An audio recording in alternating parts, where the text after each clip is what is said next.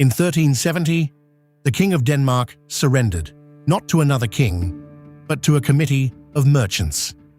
The peace treaty gave them 15 years of his kingdom's toll money, 4 of his castles, and a veto over who could sit on the Danish throne next.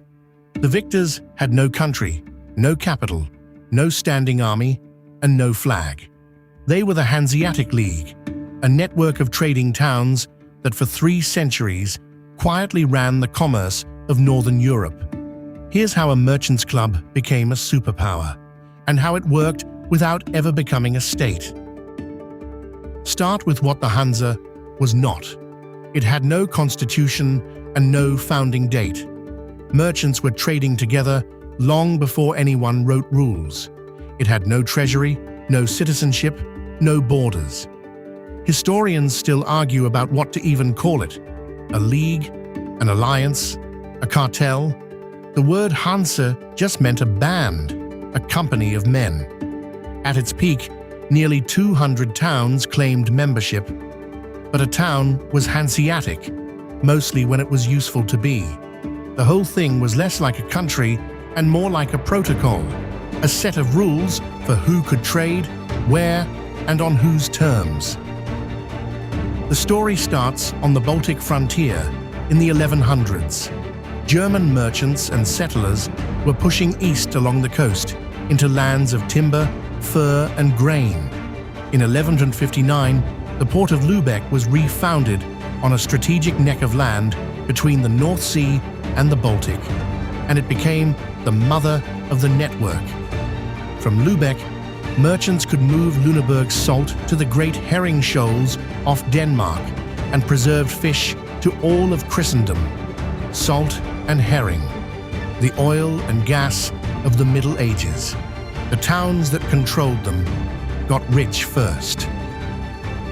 Picture the network as one long east-west axis. At the far end, Novgorod in Russia, furs, wax for church candles, honey, then Reval and Riga on the Baltic coast, then Lübeck, the hinge, overland to Hamburg, then down to Bruges in Flanders, Europe's workshop, hungry for everything, and across to London. Eastbound flowed cloth, wine, and silver. Westbound came fur, wax, grain, timber, ash, and herring. Carrying it all, the cog, a fat-bellied, high-sided ship that could haul more than anything a Viking ever sailed, with a crew you could count on 2 hands. At the 4 corners of that world, the Hansa built fortresses of commerce called Kontore, the Peterhof in Novgorod, the Briggen Wharf in Bergen, Norway, the Steelyard in London, with its own walls, warehouses, and crane on the Thames, and the richest of all, in Bruges. A Kontore was a merchant colony with its own law, gates locked at night, no local wives, apprentices sworn to secrecy, elected aldermen running the compound like a monastery of money. Inside, a German merchant lived under Hansa rules, whatever kingdom lay outside the walls. Back home, the Hansa's members weren't merchants exactly. They were towns: Lübeck, Hamburg, Bremen, Danzig, Riga, each run by a council of the very merchant families who sailed the routes. Many held charters that made them nearly free of any prince, answering in theory only to a distant emperor. Town law traveled with the network.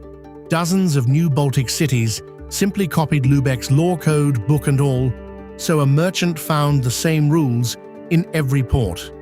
The Hansa didn't need one government because it had 100 compatible ones. When the towns did need to decide something together, they held a Hansetag, an assembly, usually in Lübeck. It was the loosest parliament in Europe. It met only when summoned, sometimes decades apart. Towns skipped it constantly, and its decisions, called recesses, bound only those who chose to obey. There was exactly one real punishment: exclusion. Being cast out of the Hansa meant every market, wharf and warehouse in the network closed to you at once. For a trading town, that wasn't a fine, it was economic death. Because the Hanse's real army was commerce itself. When Bruges squeezed the merchants with fees, the Hanse didn't send soldiers. It moved the entire Kontore to a rival town and let Flanders' economy scream. Twice this embargo brought the richest region in Europe to terms. Grain shipments could be stopped to starve a stubborn kingdom. Herring could vanish from Lent tables. The League ran the medieval version of sanctions, and because its members controlled the routes, the sanctions actually worked. Warships were hired only when money alone wasn't enough. Once, it wasn't enough. In 1361, King Valdemar IV of Denmark sacked Visby and grabbed for the Herring Straits, the network's jugular. The Hanse's first war against him went badly. Its fleet was destroyed. So in 1367, the towns did something unprecedented. They signed an actual military pact. The Confederation of Cologne taxed their own trade to fund a fleet and came back. They burned Copenhagen, seized the castles on the Sound, and in 1370 dictated the Peace of Stralsund, the toll rebates, the fortresses, the veto over Denmark's crown. A committee of merchants dictating succession to a kingdom, peak Hanse. Under the drama sat a quietly conservative business culture. Hanse merchants ran family firms and simple partnerships.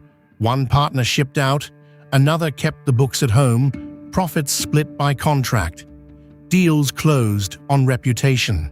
Your name, your family, your town vouched for you, and a cheat lost all three at once.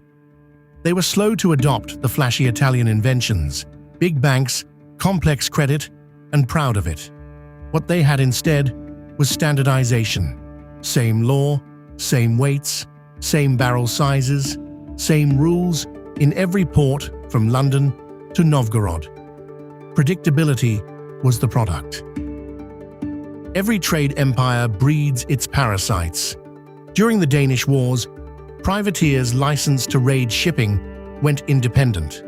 The Victual Brothers, whose motto was said to be God's friends and the whole world's enemies.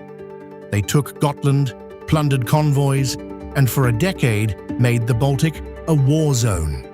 The Hanse answered with convoys, escorts, and executions.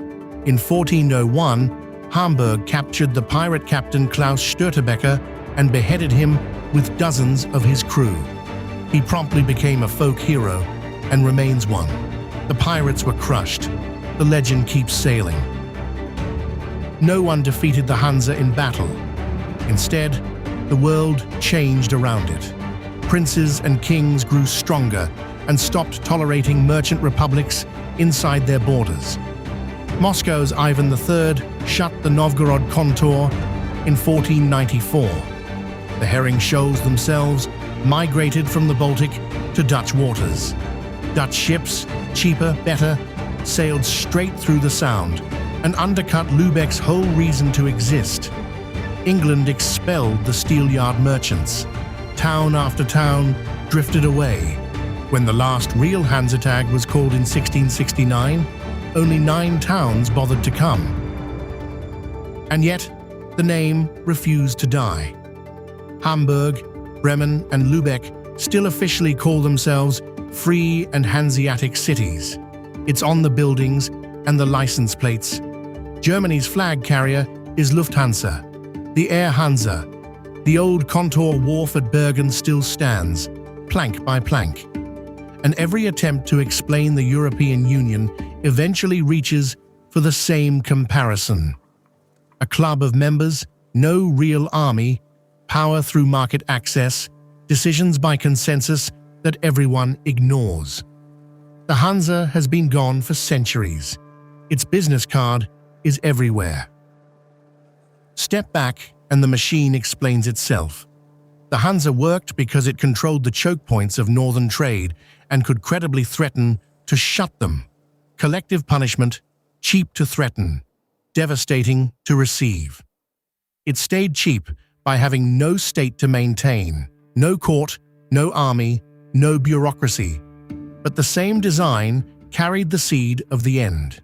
Members free rode, skipped assemblies, cut side deals.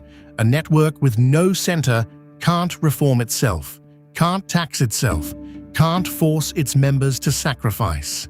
Against rising nation-states playing by harder rules, the protocol simply stopped being enforced. So, what was it finally? Not a state. It never wanted to be one. Not a company. Nobody owned shares. The best answer? An agreement. A set of trading rules enforced by the only punishment merchants truly fear: losing access. For 300 years, that was enough to move the goods of half a continent, humble kingdoms, and build a chain of brick cities that still line the Baltic like a signature. No capital, no king, no flag. And for 3 centuries, the North obeyed.